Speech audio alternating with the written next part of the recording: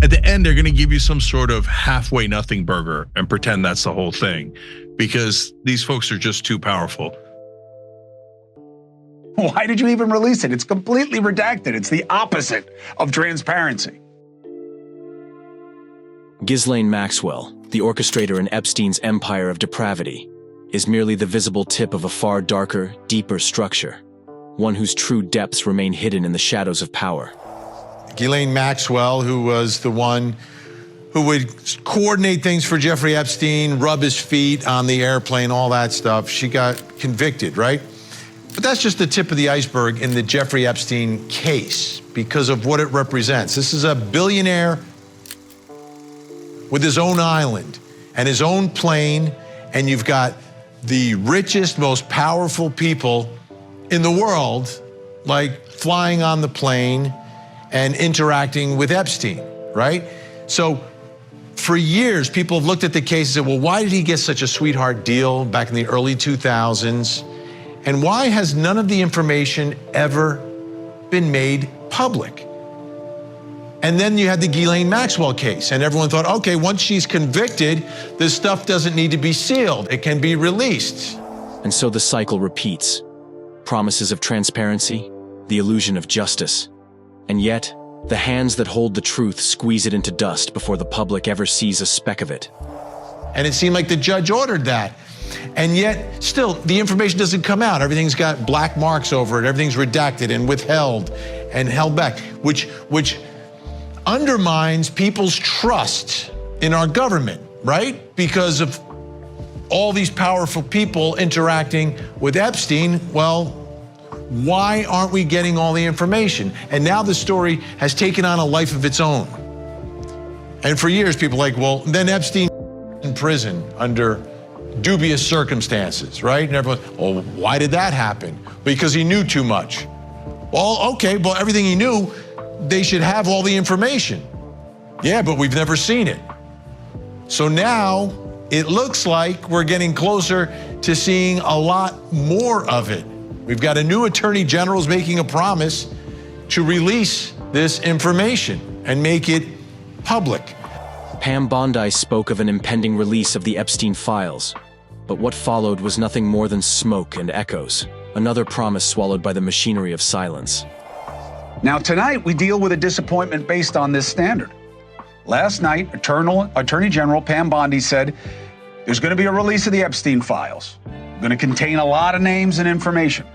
And earlier today, we find out the first files, well, they were given first this group of right-wing social media influencers. And, you know, the real media went crazy. Now, I don't sweat the pod people because I knew if they were getting it first, it meant that there was nothing real coming. And I was right so far. Phase 1 of the Epstein files are out for everybody, and we're still reading through, but one of Bondi's people told News Nation that the documents mirror what has already been publicly released, and we should expect no major surprises. The vast majority of names in the contact list already reported, although nobody now is going over the same names we knew and including Trump.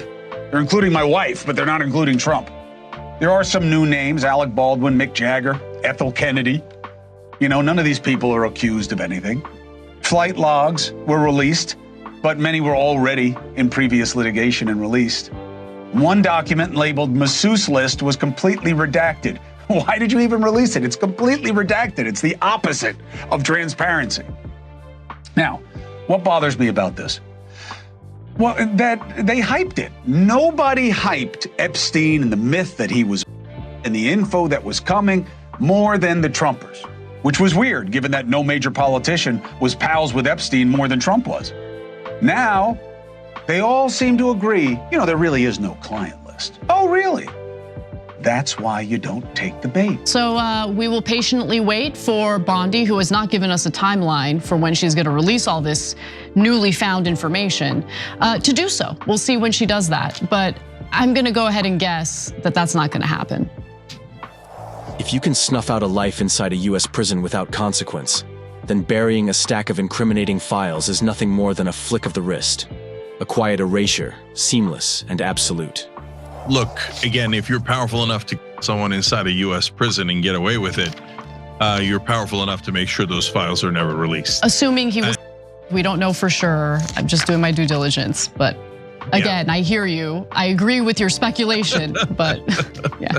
It is possible. It is technically possible that both the guards happen to be off, the camera happened to be not working at the time, and his cellmate all transferred out at the exact moment that he decided to. It is entirely possible. It is also much more possible that that's exactly what you would do if you wanted to kill him. Anyways, even if they release something, guys, I mean, it's so easy to release some of it and not the parts that tell you who actually did it. Super easy. So that's what's, at the end, they're gonna give you some sort of halfway nothing burger and pretend that's the whole thing, because these folks are just too powerful. You're never gonna be able to get that information until there's someone who's president who is not implicated in the Epstein files, and that might take a long time. I don't think that's going to appease right-wing figures like Laura Loomer, for instance, because she's been super vocal in her rage over what Bondi has done or failed to do, right? So I don't think you're gonna trick Laura Loomer. She wants the goods and she's very, very loud about it. So there are some on the right, some right-wing influencers who are upset, and I don't think they're going to be easily appeased. So I mean, I'm enjoying this. I'm gonna sit back, have my popcorn and enjoy the show, but really Bondi digging herself in this hole is just, it befuddles me. I'll just put it that way. What we got was a trickle, not a flood. Documents stripped of context, offering little more than breadcrumbs leading nowhere, as if the real story was carved out before it ever reached the light. We have really received little to no new information, and that's the sense that we got from these documents, was little to no context surrounding these flight logs and 95 pages of Epstein's contacts from what's known as his black book. And I think there's a lot of disappointment surrounding the release of these 200 pages, because that's what I think we've all been wanting is context here. You mentioned so many prominent names that have been named in previously unsealed documents. We saw that when about 40 pages and 40 unsealed depositions were released in January of 2024, we had really little to no context then. And in this latest release of documents, we see a list of names. We see now current President Donald Trump. We see former President Bill Clinton's name, but we don't know what association they had with Jeffrey Epstein, if really they had much of an association at all. And I think that's where these documents fall short in providing context. There's no indication that any of these people on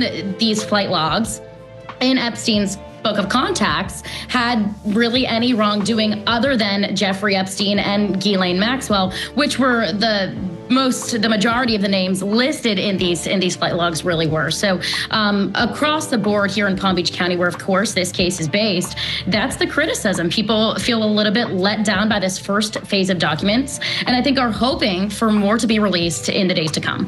What's going on with the Epstein files, Congresswoman? Well, you know, I'm really actually happy that you asked that question. So I was tasked with the task force on declassification to look forward and investigate the files once they are released from the Attorney General's office. Now, I want to be clear about something. What we found in the last couple of weeks and what's definitely apparent is there's absolutely a taking place in the intelligence agencies, right? We saw the CIA was reporting that they're worried about their own people leaking secrets to foreign countries. And we were also notified last week that there was a whistleblower that came forward stating that there was evidence being destroyed at the FBI.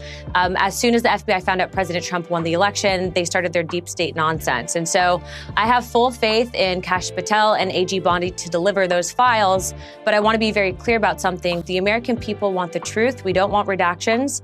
And although we are same team, I'm going to continue to press for that transparency, because that is exactly what the American people asked for when they elected President Trump. So for everyone who's been following this case closely and waiting for some big revelations, this is frustrating.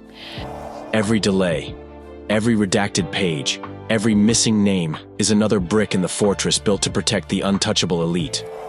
Pam Bondi is also being slammed for her handling of this after it was revealed that influencers were handed a binder of phase 1 of the documents before they were made public. So what exactly is in phase 1? Essentially, a lot of documents that had previously been leaked, a whole heap of stuff that we already know.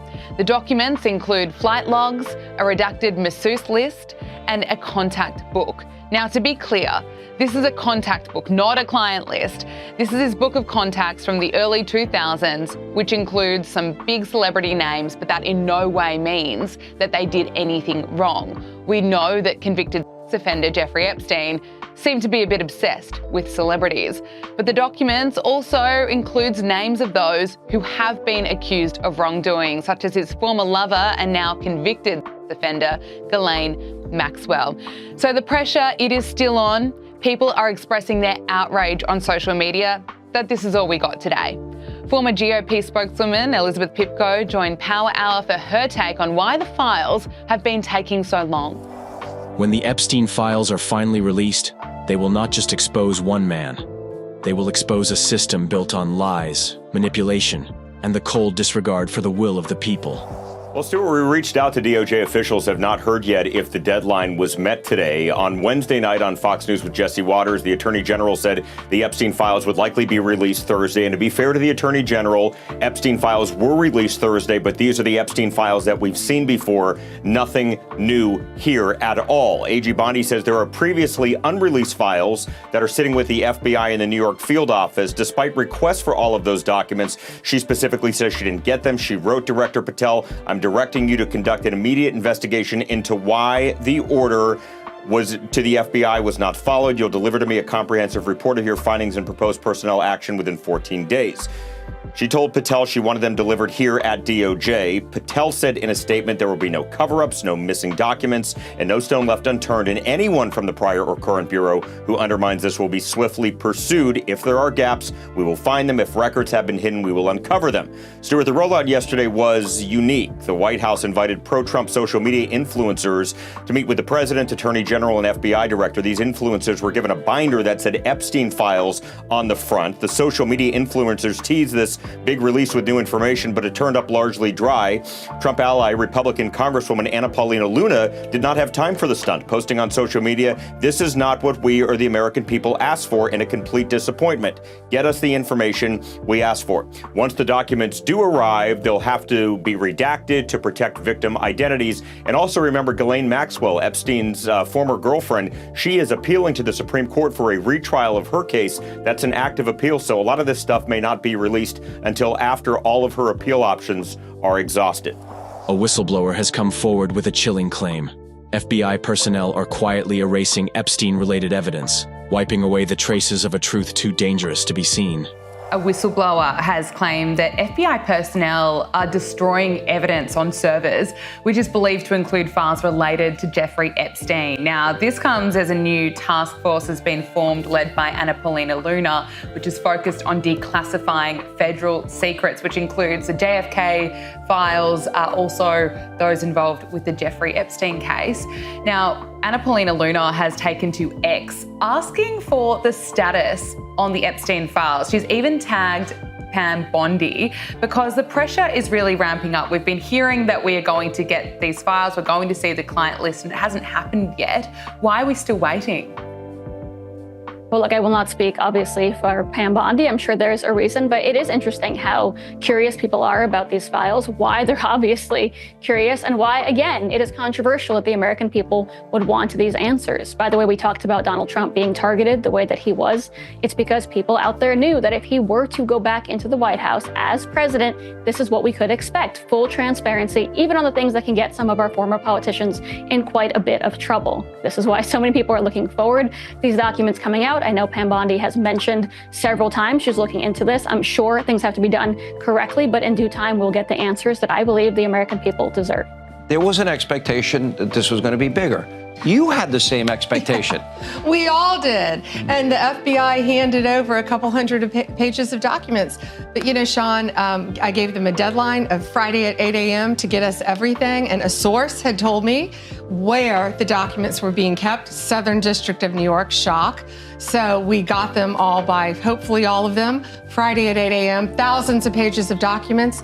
I have the FBI going through them, and Cash is also, now that we have Cash here, it's a game changer, of course. And Cash is going to, Director Patel, is going to get us a detailed report as to why the FBI withheld all of those documents. You're looking at these documents going, these aren't all the Epstein files. You know, there were flight logs, there were names and victims' names, and we're going, where's the rest of the stuff? And that's what the FBI had turned over to us.